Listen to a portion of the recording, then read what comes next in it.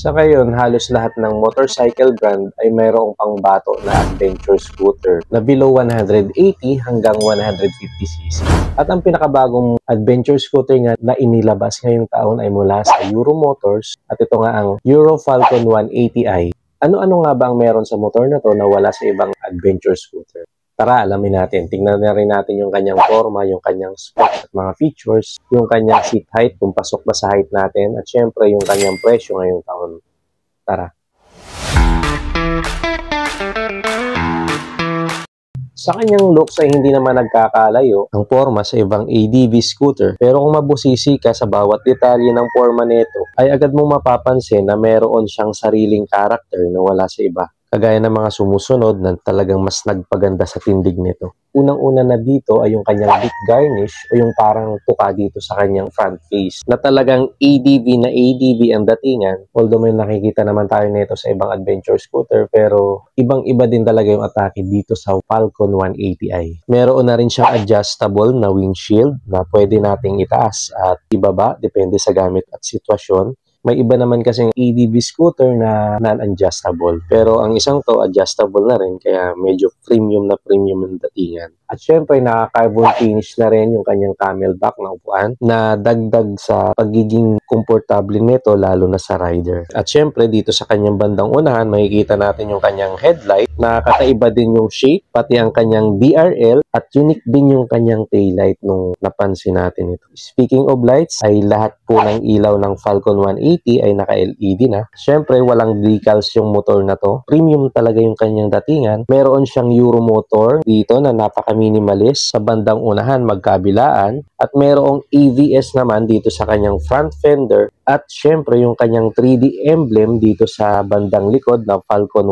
180i. At kung sisilipin mo dito sa pinakabandang hulihan, halos dito malapit sa tapaludo, ay mayroong ADV na emblem na nagdi-determine talaga na siya ay adventure scooter.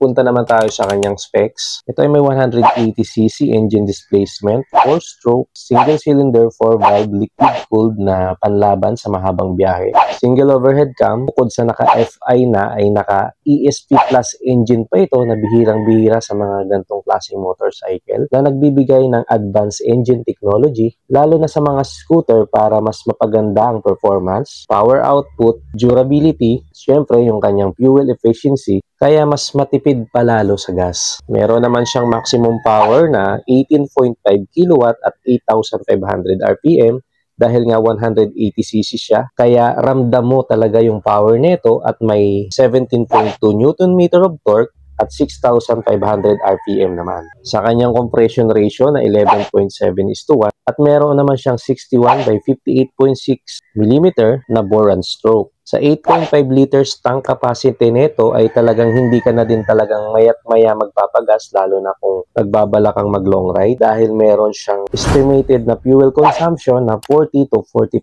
kilometers per liter. So medyo matipid na rin siya considering na 180cc po ang motor nito. CVT automatic. Naka full digital LCD display na rin ang panel nito at lahat ng mga pangunahing impormasyon na kailangan natin ay makikita na natin dito. Dumako tayo dito sa kanyang mga switches. Dito sa bandang kaliwa, meron siyang passing light, high and low, turn signals, meron din siyang hazard, at syempre yung kanyang busina. Pagdating naman dito sa bandang kanan, nandyan yung auto start and stop switch, headlight switch, at syempre yung kanyang electric starter. Nung sinilip natin dito sa kanyang bandang kaliwa, ay makikita natin dito na equipped na rin siya ng USB ready na charging port. Malaking tulong ito lalo na kung gagamitin sa long ride. Pwede tayong mag-charge pagka na-low ba tayo o kaya naman kapag ginamit natin ang motor na to na pang-deliver na napaka-importante na hindi ma-lowbat ang ating mga telepono kapag delivery rider tayo. Smart key system na rin ito. Di na kailangan nating susian pa. Dito na rin pipindutin kapag bubuksan natin yung kanyang upuan at ang kanyang tangke kung magpapagas naman tayo. Kasama pa sa mga advanced features nito na naka-auto start and stop system na ito na ibig sabihin kapag huminto tayo ng 3 to 5 seconds ay kusang namamatay ang engine to save fuel lalo na sa mga stoplight. Naka-silent starter na rin ito. Ibig sabihin nito, tahimik ang engine natin, hindi ma-vibrate, lalo na kapag pinastart natin, less stress sa makina at syempre, mas nagpapasmooth sa engine. At nung sinilip natin yung kanya underseat compartment, mukhang kasyang-kasya dito yung dalawang half-piece na helmet. At kung meron naman tayong ibang bagay na mas priority na ilagay dito sa compartment, ay meron naman siyang dalawang hook para naman sa ating mga helmet. Meron siyang reflector na added visibility lalo na sa gabi, lalo na kapag ka natutukan ng ilaw. Maforma na rin yung kanyang muffler, ADB na ADB yung datingan dahil naka-upright position ito, bagay na bagay sa forma ng motor na to. Siyempre, naka-naked handlebar ito, dagdag lalo sa pagka-premium ng design ng ADB scooter nito. Split type na rin ang kanyang grab bar, kaya medyo unique din yung datingan ng kanyang grab bar. Sa unahan makikita natin yung kanyang suspension, standard na telescopic fork. At sa likuran naman ay swing arm na dual shock absorber with sub-tank na siguradong mas pinaganda ang response ng mga suspension lalo na sa malulubak na daan. Sa kanyang mga brakes naman dito sa unahan at sa hulihan ay naka-disc brake at mas maganda yung stopping power dahil nga naka-dual ABS na po ang motor na to. Hindi basta-basta maglalak yung ating mga preno kapag biglaan nating napihit yung ating mga preno. So, iwas disgrasya ito, lalo na sa mga hindi inaasahang sitwasyon. Sa kanyang gulong sa unahan ay may sukat na 110, 80 by 14, naka-tubeless ito. At sa hulihan naman ay 130, 70 by 14. So, proportion naman yung lapad ng kanyang mga gulong. Sa kanyang dimension, dahil may length siya na 1,980, may width siya na 760, at may height siya na 1,100 mm. Kumbaga, hindi alangan yung sukat ng gulong sa body structure nito. Sa kanyang seat height, syempre, nung sinukat natin, hindi naman tayo nahirapan, pasok na pasok sa ating height. Kung gusto nyo gawing reference yung height ko na 5'6", hindi naman tayo nahirapang abutin yung ground dahil may sukat lamang siya na 780 mm at meron na rin siyang extended na footboard na pwede tayong mag-cruising position at syempre standard position para hindi tayo mangalay lalo na kapag nasa long ride tayo. Hindi na rin siya masyadong kabigatan, so kayang-kaya nating dalhin yung motor na to dahil may bigat siya na 136 kg at ang kanya namang ground clearance ay 100 mm. Yung kanyang wheelbase may sukat na 1,370 mm. Ang Falcon 180 ay may mga available na kulay na white, gray at black. Ang tanong, magkano ang presyo ng motor na to?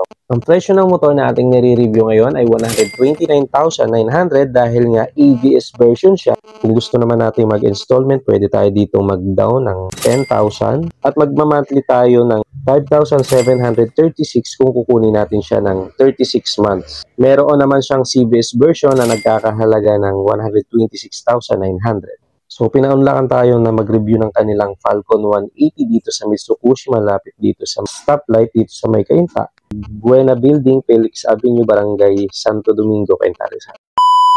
Panalo na sa looks, pinakamurang adventure scooter pa. Ang tanong, sasabay ba ang kanyang specs? Tara, silipin natin ngayong araw ang Motorstar Easy Ride ADB 175. Let's go!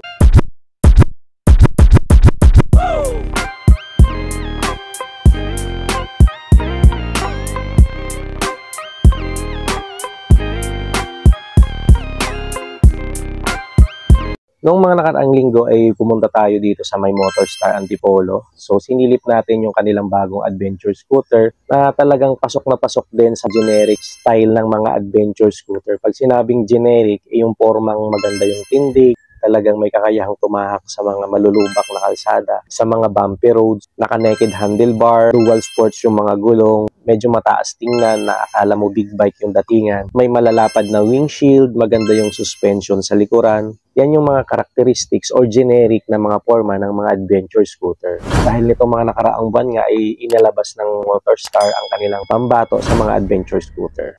Ang windshield ng Motorstar EDB 175 ay medyo kakaiba sa ibang adventure scooter dahil nga ang kulay ng windshield niya ay medyo dim or tinted na masasabi mong talagang may sarili siyang pagkakakilanlan dahil nga kakaiba yung kanyang windshield. Nakapix lang yung kanyang windshield na adjustable. Sa kanyang mga decals ay hindi naman talagang mukhang mumurahin. Kumbaga parang hindi mukhang 87,000 yung motor na to dahil okay naman yung mga decals niya dito sa kanyang front face. Makikita natin dyan yung motor star lang at dito sa kanyang bandang gilid, sa bandang unahan, ay mayroon lang nakasulat na sports. At naka-highlight ang 175 Fi na binubuo ng mga stripes. At dito sa kanyang bandang hulihan, bandang gilid ay nariyan naman yung red-orange na lining at Easy Ride 175 na medyo maliit lang at ADV na parang faded dahil binubuo ito ng mga linya or ng mga stripes na letra. Sa kanya namang grab bar slash top box bracket dahil ready na ito para lagyan o nakaabang ito para sa top box. May lalagyan na rin ito ng mga bolt or tornilyo. Ang kanya namang muffler ay naka-upright position dagdag sa pagka-aggressive ng motor na to. At makikita natin na safe na rin dahil meron siyang heat guard na bukod dito sa kulay black ay meron pa rin siyang aluminum na nakayakap dito sa muffler para hindi masyadong mainit ang tambucho. Extended na din ang apakan ng rider o footboard. Pwede tayo mag-stretch out dahil may extension yung kanyang footboard. Kapag nangalay tayo, pwede nating iunat yung ating mga paa. At ang apakan naman ng back ride ay ginamitan ng makapal na alloy. Durable ito, medyo makapal talaga yung ginamit na alloy dito. At sa puso naman ng motor na to, ang tanong, may ibubuga kaya ang kanyang specs? Ang kanyang makina ay GY6 engine na alam naman natin na hindi problema ang pyesa sa ganitong makina. Proven at tested na din ito dito sa Pinas dahil marami na rin nga talagang nakasubok na ng GY6 engine. Ang kanyang makina ay 171cc to be exact. 4-stroke, single cylinder, single overhead cam. Naka 2 valves pa siya kaya talagang matipid sa gas at naka FI na rin. Air-cooled pa siya na okay lang naman sa below 200cc na motor at less maintenance na rin ito. Kumbaga compatible pa rin siya sa mga ganitong klase ng engine displacement. Ang kanyang compression ratio ay 9.7:1. Sa bore and stroke naman niya ay 61.5 by 57.8 mm. Sinagad na rin nila ang kanyang maximum power sa 11.5 horsepower at 8,000 RPM. At ang kanya namang maximum torque ay 12.4 Nm at 5,000 RPM dahil sa 175cc na nga ang motor na to. Sa kanyang mga suspension ay meron tayong telescopic fork dito sa harap at sa likuran naman ay naka-dual shock absorber, ibaso na or may sub-tank na mas maganda kumbaga swak na swak talaga na tumaha kahit sa anong klaseng kalsada or daan dito sa Pinas. Kumbaga maganda yung feedback ng kanyang mga suspension lalo na dito sa likuran. Naka-disc brake naman sa harap at sa likod ay naka-disc brake na rin. 2-pot caliper sa harap, single pot caliper naman sa likuran. Siyempre, hindi na tayo mag-expect na naka-CBS ito or naka-ABS dahil nga sa presyo ng motor na to. Ang kanyang gulong sa harapan, bagay na bagay din talaga sa mga sport adventure scooter dahil naka-dual sports ito. Sa harap ay may sukat na 110/80 by 14 at sa likuran naman ay 130/70 by 14. May kalaparan na rin at proportion din sa body structure ng motor na to dahil medyo may kalakihan din talaga yung motor na to. Pares na tubeless at naka-mags type. Ang angas din ng kanyang mga ilaw dahil naka-full LED na ito. Ang kanyang headlight ay naka-quad projector. May DRL na rin ito. Plus, ang ganda din ng kanyang taillight na agaw pansin din talaga na kahit nasilipin mo dito sa hulihang angulo. Mga signal light ay naka-LED na rin. Sa upuan naman ito ay sakto lang ang lambot. May mga stitches din kung ating mga pansin. Hindi siya ganun kalapad pero komportable siya dahil naka-upright position tayo dito. At kapag binuksan naman natin yung kanyang compartment, medyo makitid kumpara sa ibang adventure scooter. Pero kasya naman siguro dito yung full face na helmet depende sa shell at swak na swak dito kapag kanilagyan natin ng half face na helmet. Ang kanyang fuel tank ay located dito sa bandang gitna. Nandito na rin malapit sa kanyang ignition switch, yung kanyang tank opener. Ang kanya namang tank capacity ay may 10.2 liter. So bagay na bagay talaga ito ay long ride dahil hindi tayo may magpapagas. At may fuel consumption naman ito na 40 kilometers per liter. Malayo-layo na rin talaga yung ating mararating kapag ginamit natin yung motor na to sa long ride. Kung gagamitin man natin to sa long ride ay hindi naman masasayang yung oras natin dahil kapag bumiyahe tayo ay pwede naman nating i-charge yung ating mga cellphone dito dahil naka-USB ready na charging port na rin ito nandito sa unahan at meron pa siyang additional na Type-C. Ang social din ng kanyang instrument panel dahil hindi mo talaga akalain na medyo mura yung adventure scooter na to dahil naka full digital TFT display panel ito, colored na rin siya at busog na din sa mga informasyon na kailangan natin kagaya ng orasan, RPM indicator, odometer, fuel gauge, engine check at yung mga basic na indicator kagaya ng turn signals. syempre marami pang iba. Carbon finish din ang fairings dito sa malapit ng handlebar, dagdag sa pagkaastig ng motor na to. May physical key pa ito, hindi pa siya keyless. Ang kagandahan naman dito ay naka-shutter lock siya. Katabi na rin niya yung seat opener at yung pambukas dito sa cover ng takip ng kanyang tangke. Siyempre, hindi makukumpleto yung ating vlog kung hindi natin sinukat yung motor na to dahil ang kanyang seat height ay 795mm nung sumampa tayo sa motor na to. Siyempre, dahil adventure scooter siya, medyo may kataasan siya pero manageable naman. Kaya naman nating abutin yung sahig, hindi na rin tayo mahirapan. Sa kanya namang ground clearance ay medyo below average ito dahil may 130mm siya. Ingat na lang kapag may mga lubak tayong dadaanan or papadaan tayo sa hump, medyo syumete na lang tayo. Nung trinay ko siyang i-center stand, kayang-kaya naman natin siya dahil 130 kilograms lang din naman yung kanyang bigat. Sa 150cc hanggang 175cc, pasok pa rin naman yung mga gantong timbang ng mga motor. At sa SRP naman ng motor na to, kagaya ng sinabi natin kanina, pinakamurang adventure scooter dahil 87,000 pesos lang ang motor na to. Pwede naman tayong mag-down dito kung gusto natin ng installment. Magda-down tayo ng minimum na 7,455 at ang magiging monthly natin kapag kukunin natin siya ng 1 year ay 8,806. Sa 2 years naman ay 5,416. At kapag kinuha natin ng 3 years ay 4,286. Sa inyong palagay, sulit ba ang presyo ng motor na to sa mga specs na nabanggit natin? Comment nyo nga sa ibaba. So that's it for today's vlog. Kung umabot ka hanggang sa huling bahagi ng ating video, ay huwag mo nang kalimutan mag-like, mag-subscribe na rin para maging updated kayo sa mga susunod pa nating video. That's it for today. Thanks for watching. Bye-bye.